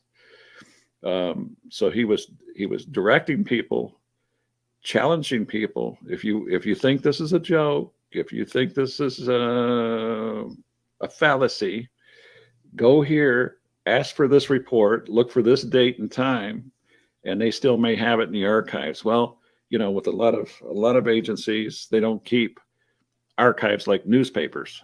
When it gets old, they have a big bonfire, shredding party, and it gets shredded. But yeah, it's remarkable that we have to talk about this stuff like this. But back to the to that Monroe monster, I wanted just to read the correct full quote that was reported in that newspaper, and I have this under subterfuge and deception, and the quote reads like this. The officer said, the officer admitted that efforts to keep the report secret have backfired, and that was published in a newspaper in Michigan. That's relating to that 1965 Monroe Monster report. Efforts to keep the report secret backfired. Amazing. Another instance of that subterfuge and deception comes out of Iowa. In that Bigfoot report, it was quoted, the individual from the Natural Resources was quoted as saying that you didn't see a Bigfoot, that's just tricks of the eyes. That's tricks of the eyes. That's what you've seen. Um, Another instance in Vermont of that same title, Subterfuge and Deception. The quote by the park authorities told the witnesses, "We try to keep it on the down low." In other words, they wanted to report. They're scared. They wanted to report a Sasquatch Bigfoot report, and they were told by authorities there that they want to keep it on the down low. On the down low. Isn't that amazing? And that goes on and on and on and on. In one case, one of these people were bold enough to tell the witnesses that being funny and trying to be humorous, they told the witness that the Bigfoot Sasquatch are just monkeys that fall out of an airplane. Monkeys that fall out of an airplane. That's what they seen. Wow. So it's just unbelievable, some of the stuff that they come up with. Yeah, it's pretty amazing, some of the stuff. You know, I've always been interested in the clothing aspects. I know we've talked to Janice Carter before on this. We talked to Daniel Perez about this. Daniel Perez has been around the Bigfoot community a long time. I don't know, 26 years. I think I remember him saying that his bulletin has been around for 26 years. So a lot of these people have been in the know for a long time, and it doesn't surprise me when people say that they've seen a Sasquatch wearing a belt, a cape, a hat, undersized jeans, overalls, shirt. There's even been a report of a Sasquatch wearing a hunter's blazing orange vest. Where did he get it? And what happened to the hunter? Who knows? But that's for another day. Isn't that amazing? Yeah, very, very interesting. It is. And I just want to say thank you, Val, for jumping on and sharing your information and collaborate with us. I really do. Hopefully the listeners learn some thank you. information tonight, instead of just hearing it just from myself and from Decker. And hopefully they got to know you now and your background, and hopefully get to watch our shows on Sundays at 6. But I really appreciate that. I really do. Yeah. Well, thank you for And having me on. It's been a buddy, pleasure. oh, absolutely. Hopefully our buddy with the domestic, evidently he must be tied up pretty good. So hopefully he's okay. And Justin, I never met you before and stuff, but it's been a pleasure chit chatting here with you and stuff. Let me just say this. You too, man. If I can, in my early police career, working for the sheriff's department in Detroit, Michigan, everybody had to work in the jail atmosphere. 1,000 inmates. These are convicted people waiting for a spot, a bed in the prison system. My first experience with the paranormal, the strange side that I remember was learning and understanding really the dynamics of people. And it was told to me a long time ago by my old state police sergeant. And he told me, they used to call me Z-Man. And he says, Z-Man, if you want to learn, the criminals will teach you everything that you need to know to survive out there on the streets. Just watch them, listen to them. They'll teach you. Now, there was one occasion where we were in the jail, when you're working in a jail, nobody goes home for lunch. You have to eat what the inmates feed you. They cook the meal, and you leave in pieces. You go eat at this time, I go eat at that time when you get back. But in the meantime, you're locked in there. You stay there with 100 inmates. On this particular occasion, there were quite a few people there. One in particular was a serial killer.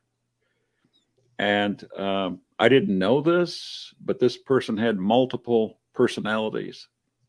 I've never seen this before, never heard it before. And quite frankly, it raised the hair on the back of my neck. What I heard was, at that particular time, the whole system was under a 3-judge panel, which meant that you can't put 17 people in a 2-man cell anymore like they used to do. We're only going to have, if you have a 2-man cell, you got 2 men. If you can have a 6-man cell, you can't have 20 in there, packed in there. It's under a 3-judge panel. They watch this, they manage that, and that's what the rules were. My partner goes to lunch, and around midnight, 3 o'clock, there's always strange things that happen at 3 o'clock in the morning. But 3 o'clock in the morning, I'm hearing a party going on. I hear women, and I hear old men and young men talking and laughing, clapping hands, slapping hands. They're having a party. They're throwing down in there. And it raised the shackles on my neck, because I thought maybe my partner made a mistake and left people in the cell. How did these women get in the cell with the men? I could hear them back there clearly. I go back there because there's a party going on. Everything is quiet. And quite frankly, at night, when you're with a lot of these people that are murderers, that have been convicted of murder, some of these people don't sleep at night. They're awake, and they do that on purpose. There's a reason for that. They tell me the reasons why they stay awake at night is because the person that they murder, they see them at night.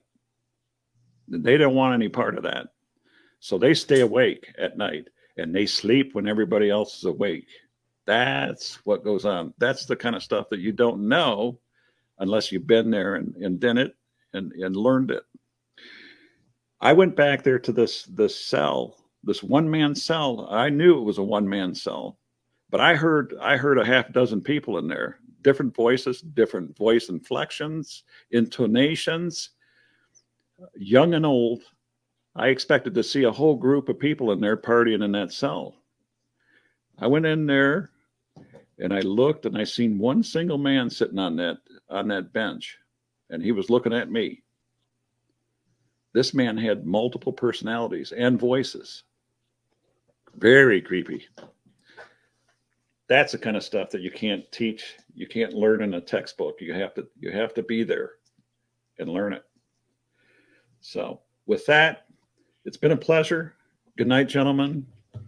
And absolutely, we'll talk to you again. Good night, everybody. Absolutely. Good night, Decker. Great show. Good night, guys. Absolutely amazing. Coast to coast and around the world. Yeah, Godspeed to everybody. We'll catch you on the flip side. Take care. Bye. Good night.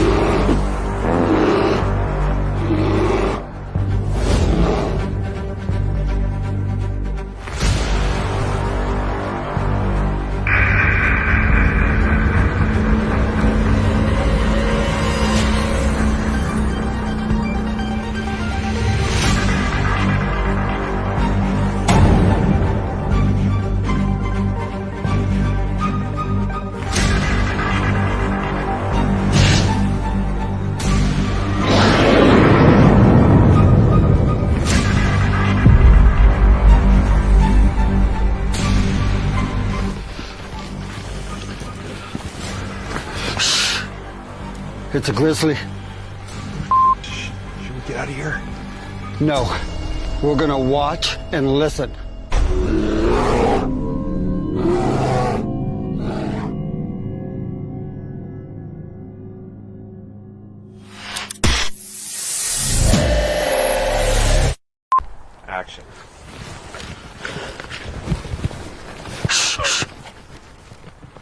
It's a grizzly.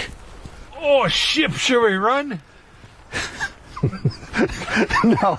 Action.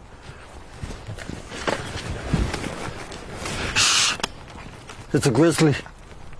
Oh, should we run? Okay.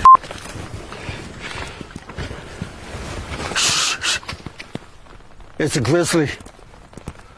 Are you sure it's not a chipmunk? Action.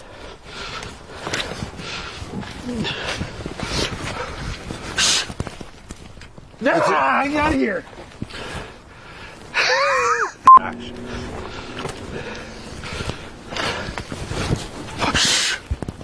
It's a grizzly. I'm out of here. Huh. Maybe it is a chipmunk.